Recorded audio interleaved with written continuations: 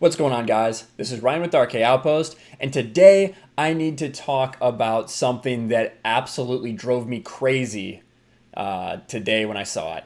Now, I got to shout out Rhodes Rants. Rhodes Rants is my man. He let me know about this story. He made a video on it before I saw it from anybody else. So shout out to Rhodes Rants. You can find the link to his video and his channel in the description below. But I have not spent a whole lot of time complaining about Kathleen Kennedy on this channel. Not that I don't have an issue with anything she's done. It just hasn't really come up as a relevant topic. However, I can't not talk about this because it specifically involves the expanded universe and really the entire reason that I've been as upset as I've been about the current state of Star Wars since 2014. Now, I do think we're seeing changes right now at Lucasfilm. The Mandalorian's better than anything we've got, even though I still have my issues with it. And Fallen Order, although the game doesn't look like it's maybe quite complete at release, it's a lot better in Battlefront 2 when it launched. But I have to talk about this, so let's bring it up. This article is from Rolling Stone. Kathleen Kennedy did an interview, which she doesn't do a ton of anymore, but she did an interview with Rolling Stone. So Lucasfilm's Kathleen Kennedy on Rise of Skywalker and the Future of Star Wars. Here we go. Lucasfilm president Kathleen Kennedy may well be the most powerful woman in Hollywood, and she's hardly a newcomer, serving as Spielberg's producer. This partnership extended to Spielberg's collaborations with George Lucas, who anointed Kennedy as his successor in 2012 as he negotiated a sale to Disney. That is true. A guardian of the Star Wars universe, Kennedy has needed every ounce of her experience, never hesitating to swap out creative teams. That is true. We've seen that multiple times, not being able to work with different creative teams and having to switch them out, even mid-movie when necessary, as on 2018's commercial disappointment Solo. And then they talk about Benioff and Weiss pulling out of a deal with Star Wars to go to Netflix. And here we go. This is the part. This is a pretty long interview. We're not going to cover all of it.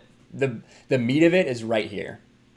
Jurassic World director Colin Trevorrow was slated to write and direct Episode 9 before you brought J.J. Abrams back in. Is this the final entry in the trilogy, a particularly hard nut to crack? I don't know why it's jumping around like this, but here we go. Every one of these movies is a particularly hard nut to crack. There's no source material. We don't have comic books. We don't have 800-page novels.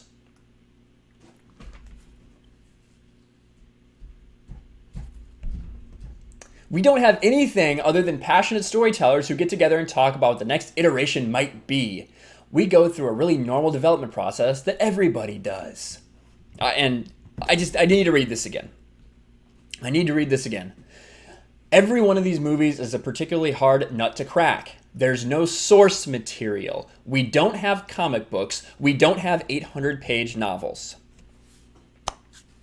Now, for those of you that don't know, 2012, Disney bought Star Wars. So many people were so excited, especially if you were a fan of what was known as the Star Wars Expanded Universe.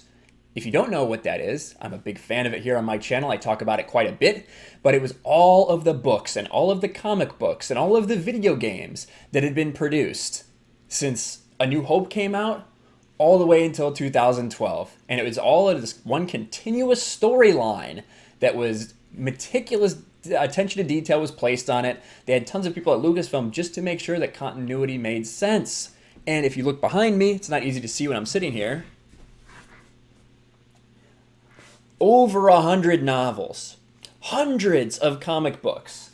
I've got tons of trade paperbacks here. I've been talking about the Legacy era. This was your source material. You could have used it. You had it. I cannot believe she came out and said that. That is absolute insanity.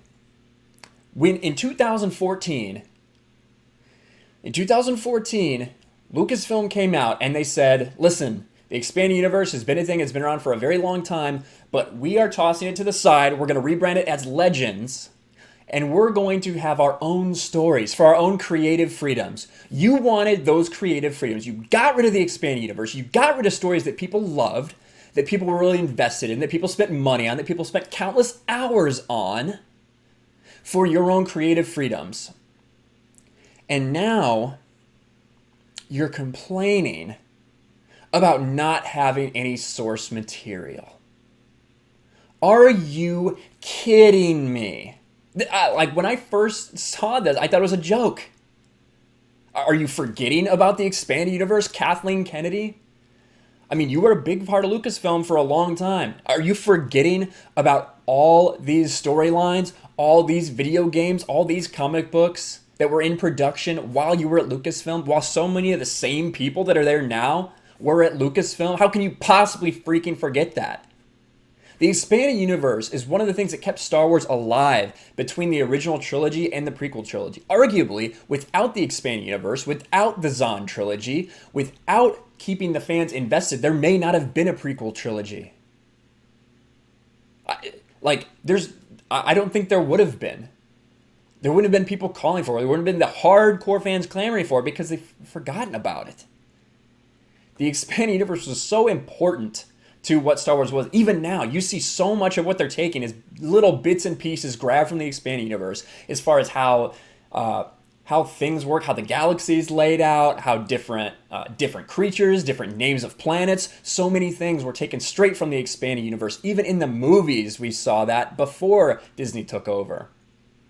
So it's just mind-boggling that 5 years later, 5 years after I was upset because the EU was taken away in the name of creative freedoms. Then we see these hack jobs that are The Force Awakens and The Last Jedi.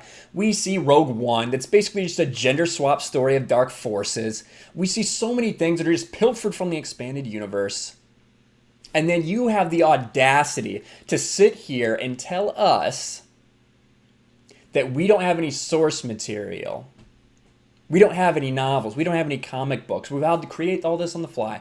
You had the opportunity to satisfy so many longtime hardcore fans of this, as well as introduce an entire new generation to these great stories, these proven great stories. But no, you wanted to do your own thing. I don't know why. I don't know if you guys thought you were smart. I don't even know if you didn't like the characters. I don't know what the real reason was. Maybe we'll never find out. But it's just absolutely insane for someone to say that when 5 years before you tossed all that source material out in the garbage. And it really pissed me off when I saw that today. It's just another stunning thing. And like I said when I started that I do see a little bit better path right now. I mean, obviously he's in the trash to begin with, but a little bit better path for Lucasfilm. They have a long way to go before they get any goodwill from me. And to be honest, with what they did to the expanded universe, it'd be tough to get it back. However, we do have billboards going up in April for Twin Suns Foundation to ask to continue the expanding universe. So we do have some hope coming there, and a little bit better product we're seeing on Disney Plus so far. Rise of Skywalker is going to be an absolute train wreck. We know from the leaks. We've seen it. Those leaks, there's no way that you can turn those leaks into a good movie in my mind, but maybe they'll surprise us all. But Kathleen Kennedy, Lucasfilm, you guys had the source material and you decided to throw it out. You can't complain now that you didn't have it. But I want to know what you guys think. Were you shocked when you saw this? Can you believe the audacity of complaining about not having any source material and how hard it's been to create these stories when you had what you needed and you threw it away? Let me know in the comments below. Make sure you subscribe, smash the like button, ring the bell for notifications, share and like this video, get it everywhere, and I'll talk to you guys later. Thanks for watching, everyone, and a special thank you to all my incredible patrons. I appreciate you guys so much. Want to check me out on Twitter or Instagram, or send something to my P.O. box? All the links are in the description. Until next time, I'll talk to you guys later.